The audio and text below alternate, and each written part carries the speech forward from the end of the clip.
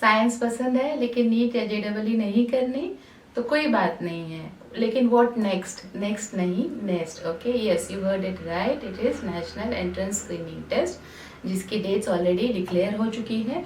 और आज हम लोग डिस्कस करने वाले हैं all the important dates, deadlines and the छोटी छोटी चीज़ें सेंटर को लेके, एग्जाम कैसा होगा, सब्जेक्ट्स के होंगे, उसके बारे में।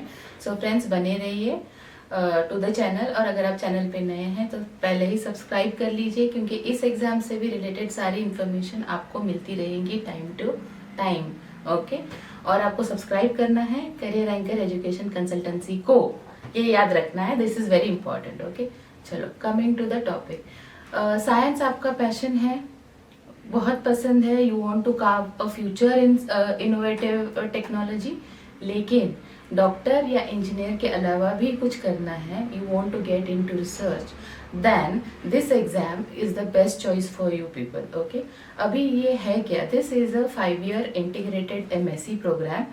ओके, जो अवेलेबल है only 2 institutes of India. Okay, पहला है आपका भुवनेश्वर में, that is your national institute of scientific education and research, और दूसरा यूनिवर्सिटी ऑफ मुंबई के अंडर आता है। यूनिवर्सिटी ऑफ मुंबई के अंदर जो डिपार्टमेंट है एटॉमिक एनर्जी का, उसके अंडर ये कोर्स चलता है under the name of centre for excellence in basic sciences. Okay, अभी ये आपको क्या ऑफर करता है, ये कौन सा कोर्स ऑफर करता है, ये आपको MSc ऑफर करता है in 4 major disciplines, that is your physics, chemistry, biology and mathematics. 5-year course है, इंटीग्रेटेड है, मतलब 12th के बाद में आप डायरेक्टली MSc होके ही वहाँ से बाहर निकलोगे। ये 2 ही इंस्टीट्यूट्स है पूरे इंडिया में which comes under this test, and ये जो इंस्टीट्यूट्स है, these are autonomous institutes which are affiliated to the department of atomic energy जो इंडिया की है, सेंट्रल गवर्नमेंट की। और ये दोनों इंस्टीट्यूट्स एस्टेब्लिश हुए थे in 2007 to promote and develop scientific innovation and research in the country. Okay, अभी ये जो आपका भुवनेश्वर का इंस्टीट्यूट है वो एफिलिएटेड है होमी भाभा इंस्टीट्यूट को, और जो मुंबई का है वो आपका एफिलिएटेड है यूनिवर्सिटी ऑफ मुंबई को ही।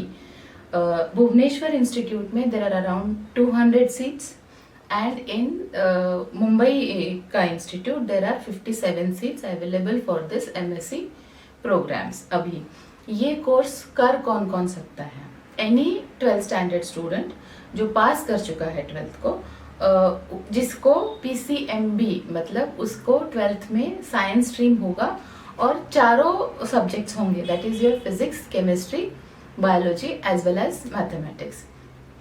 अभी ये अगर बच्चे ने 2 साल पहले तक अगर 12th पास किया है तो वो एलिजिबल है for this course. Okay, that is if you have passed your 12th standard in 2023, 2024, या आप पास करने वाले हो 2025 में भी, तो आप ये एग्जाम देके यहाँ पे एडमिशन ले सकते हो। अभी इसका क्राइटेरिया क्या है, साइंस तो होना चाहिए, you should not be passing 12th standard before 2023, और परसेंटेज अगर हम लोग देखते हैं तो for general and OBC candidates the minimum percentage required in 10th standard is your 60%, और अगर कैंडिडेट बिलोंग करता है SC, ST या फिजिकली हैंडीकैप कैटेगरी को, तो उसके लिए ये है 55% का क्राइटेरिया। ओके, ये एग्जाम अभी कब होने वाली है, this is going to happen in the month of जून।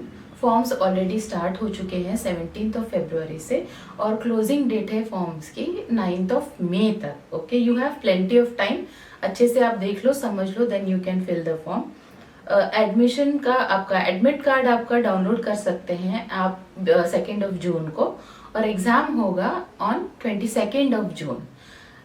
तो इस एग्जाम के लिए टोटल सेंटर्स जो कंट्री में आप ले सकते हो देर आर अराउंड 140, उसमें से आपके 3 चॉइसेस आपको देने हैं, उसमें से प्रेफरेबली आपकी फर्स्ट ही चॉइस जो है वो आपको सेंटर के लिए मिल जाएगी।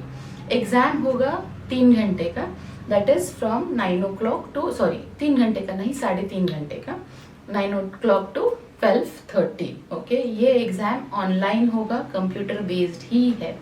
अभी कमिंग टू द रिजर्वेशन, जैसे कि अपन ने पहले ही डिस्कस किया है, these institutes come under the central government. तो जो रिजर्वेशन सेंट्रल गवर्नमेंट के अंडर होती है वही रिजर्वेशंस इस इंस्टीट्यूट को भी अप्लाइड है.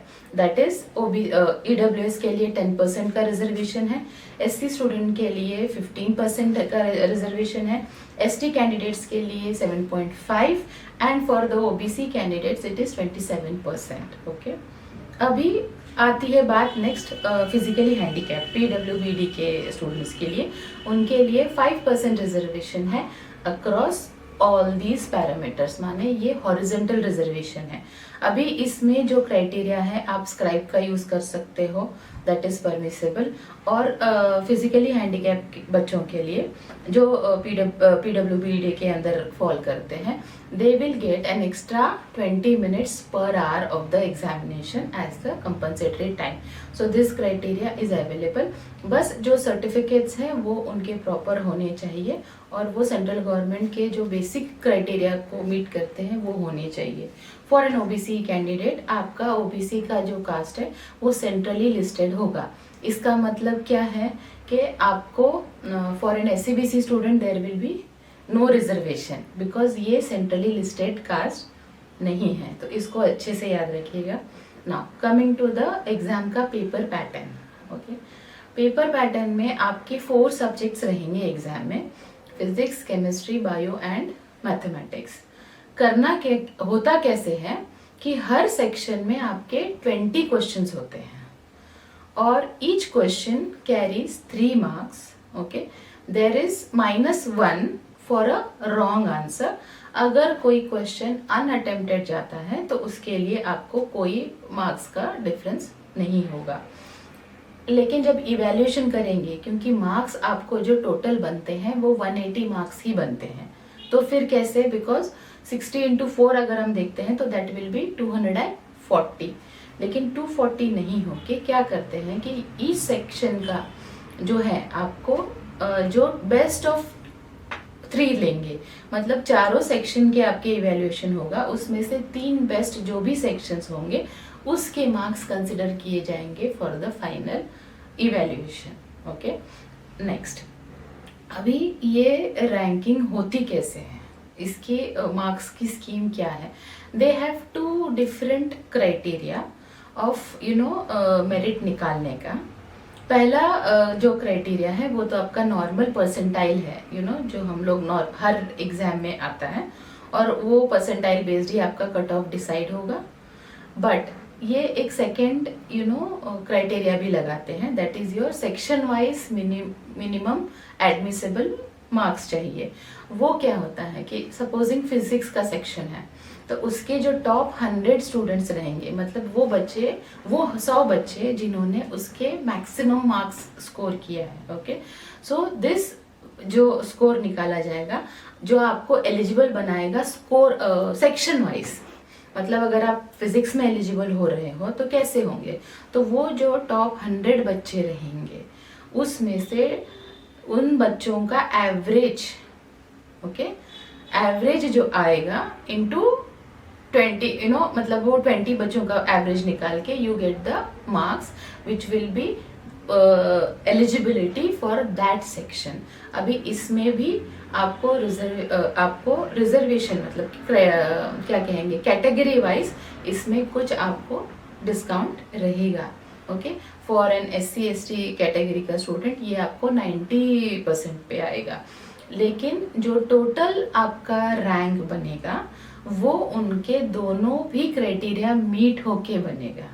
और अगर किसी बच्चे के दोनों क्राइटेरिया मीट होके भी टाई आता है तो उनके 12th स्टैंडर्ड के मार्क्स चेक किए जाएंगे. So those student who have scored higher in the 12th standard will be considered for the seat rather than those who have scored lesser. अभी मान लीजिए ये भी सेम होता है. सो नेक्स्ट आपका आएगा एज. जो एज में छोटा होगा उसको प्रेफरेंस मिलेगा, जो एज में बड़ा होगा उसको नहीं मिलेगा. Okay, so this is how this exam will be based. अभी इसके अंदर भी अगर कुछ चेंजेस होंगे तो they will be declaring it on their website very soon. और बच्चों को अगर प्रैक्टिस करना है तो सैम्पल पेपर भी अवेलेबल है आपके वेबसाइट के ऊपर, दैट इज योर nextexam.in पे. इसके रिलेटेड जो सारे क्राइटेरियाज थे उसकी लिंक हम लोगों ने डिस्क्रिप्शन बॉक्स में दी हुई है, आप उस पर देख सकते हो।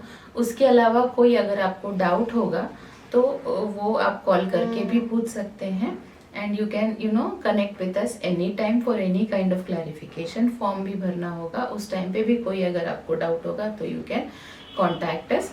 एक चीज जो रह गया था in the whole discussion that the examination fees, application जो फीस है वो आपकी जनरल कैटेगरी के लिए होगी 1400 and for SC ST and PWD candidates that is going to be 700 per student registration के लिए। एंड रिक्वायरमेंट है आपका working mobile number and working email ID apart from your all regular documents. अभी भी कुछ छूट रहा है तो आप any time you can get back to us. Thank you.